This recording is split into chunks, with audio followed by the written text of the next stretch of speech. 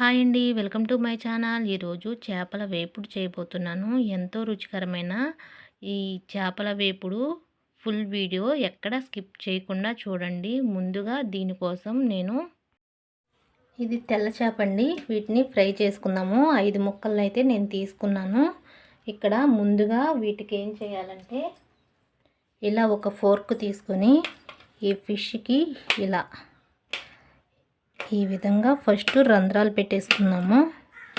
ఎందుకంటే మనం కలిపిన మసాలా ఈ ఫిష్కి బాగా పట్టడానికి ఇలా రంధ్రాలు పెట్టుకోవాలి.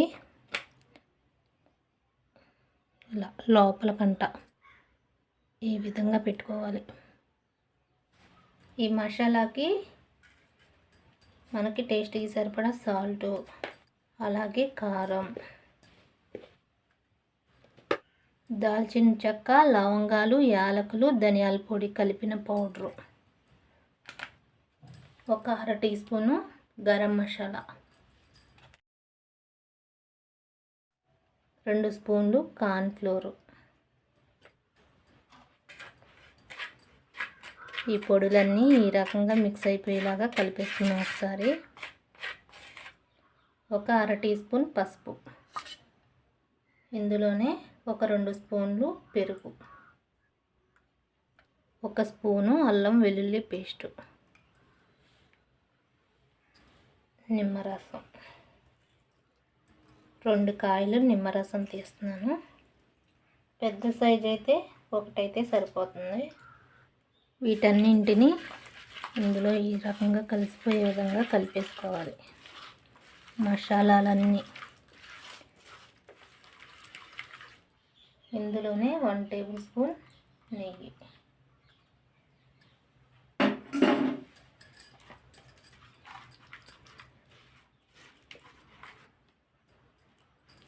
ఈ చేప ముక్కల్ని ఇందులో ఇలా బాగా మసాజ్ చేస్తే మనం పెట్టుకున్న రంధ్రాల్లోకి ఈ మసాలా గ్రేవీ వెళ్ళిపోతుంది. వీటిని ఇలా కలిపేశాక 1 గంట నానబెట్టుకుంటే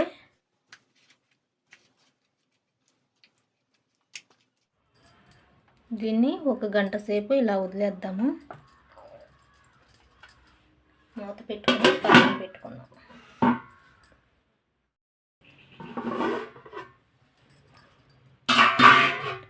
చూసారా, ఫిష్ ముక్కలు మ్యారినేట్ అయిపోయాయి. మీరు ఇక్కడ చూసినట్లయితే కొంచెం అందులోంచి మనకి వాటర్ కూడా బయటకు వచ్చేసింది. ఇప్పుడు వీటిని ఫ్రై చేసుకుందాం. ఇలా ప్యాన్ మీద కొంచెం ఆయిల్ వేసుకొని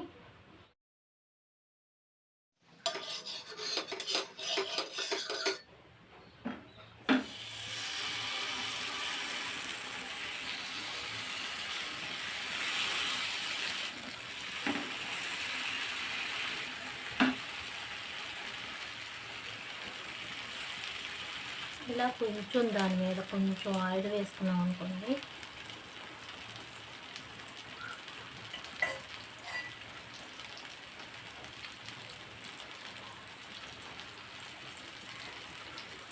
స్టవ్ని లో ఫ్లేమ్లో ఉంచుకొని ఇలా ఒక 2-3 నిమిషాలు ఇలా మూత పెట్టినట్లయితే బాగా కుక్ అవుతాయి.